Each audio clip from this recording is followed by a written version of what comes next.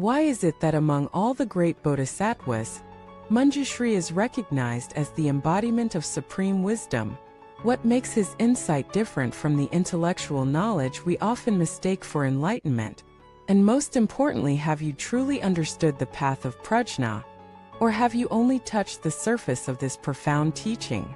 Welcome back, dear seekers and friends of the path. It's an honor to have you here with me again.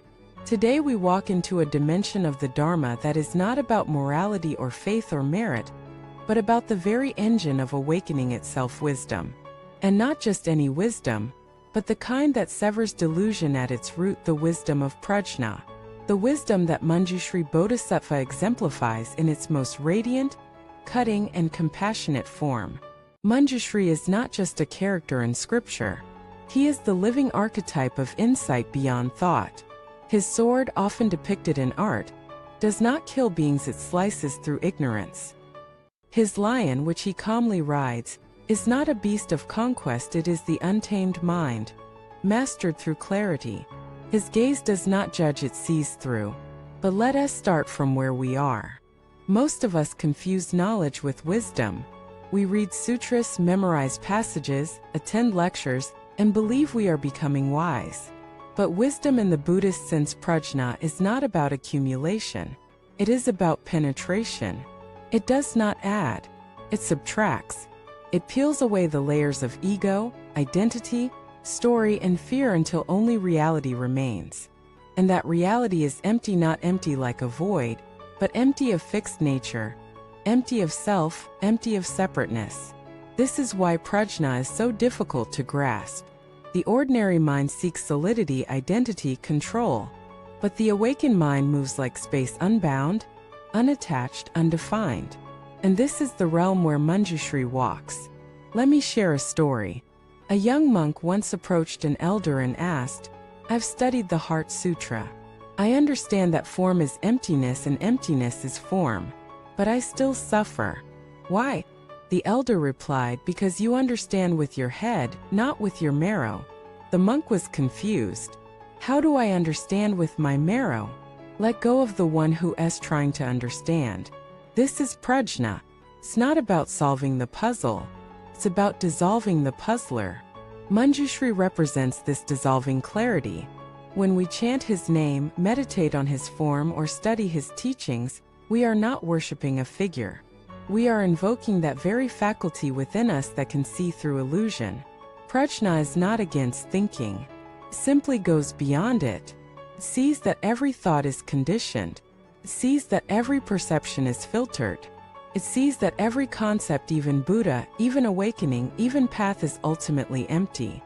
And in that seeing, a tremendous freedom arises. You are no longer bound by name and form. You are no longer caught in opinions. You are no longer afraid of silence. Manjushri's wisdom gives us the courage to enter this silence not as absence, but as presence without grasping. In the Vimalakirti Sutra, there is a famous scene where all the great bodhisattvas attempt to define non-duality. Each offers a beautiful explanation.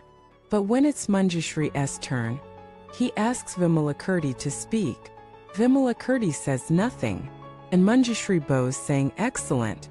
That is true non-duality. Silence as wisdom, not as ignorance, not as confusion, but as full seeing beyond words."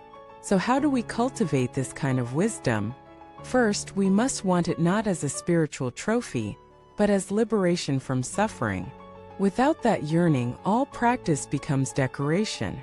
Second, we must learn to watch the mind, not just in meditation, but in daily life.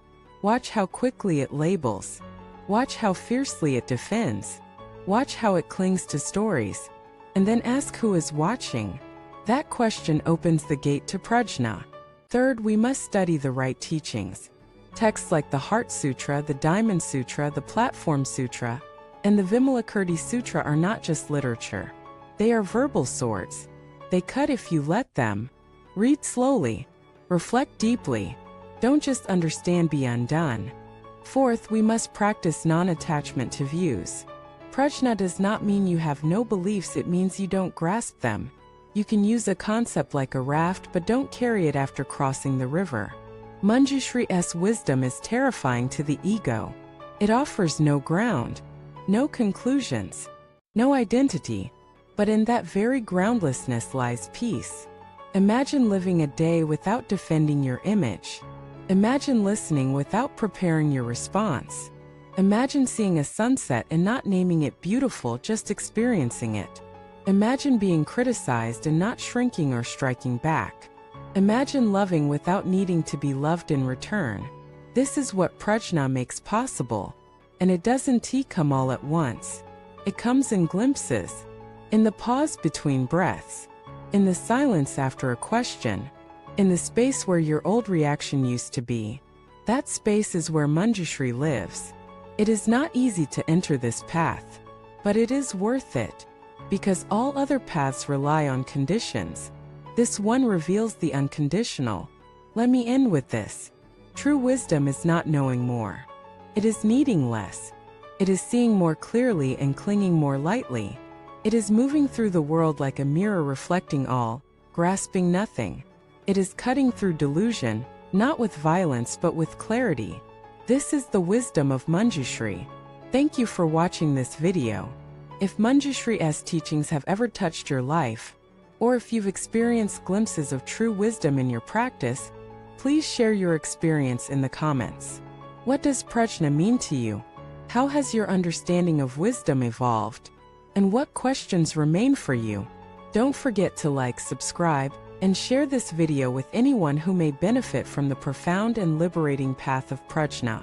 Until next time, may Manjushri's sword of clarity guide you gently through the illusions of self and world, until all that remains is the shining truth of what you've always been.